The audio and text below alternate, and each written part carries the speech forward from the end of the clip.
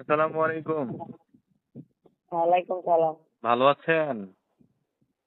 আল্লাহ যেরকম রাখছে সেরকমই মানুষ জি, কোথা থেকে কষ্ট বলছেন? থাকলে যা থাকে।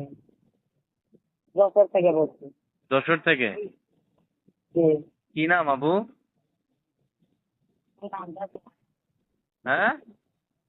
তোমার সুমাইয়া না? জি। আচ্ছা আচ্ছা। বয়স কত? 22-23 হইব। 22-23। এই জি। প্রতিবেদনে আসার মানে মূল উদ্দেশ্য কি? কিসের জন্য আসছেন এখানে মিডিয়াতে? খুব কষ্ট করে আইছি। জি মানে বলেন, একটু ছেলের শুনি। বাবা নাই, আমার দর্শক বিন্দুরাও ছেলের একটু বাবা শুনুক, নাই, বলেন। জি। দাদির কাছে থাকে চট না, মানুষের বাসায় কাম করে খায়। আচ্ছা আচ্ছা। সেই জন্য বলছে যদি একটা মনের মতন মানুষ পাইতাম, বিয়ে শাদী করতাম, যে সারা জীবনের জন্য দায়িত্ব নিতে পারবো।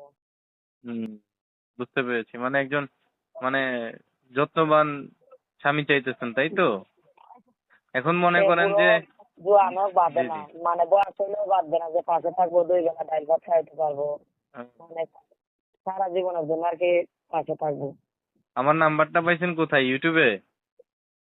জি। আচ্ছা আচ্ছা।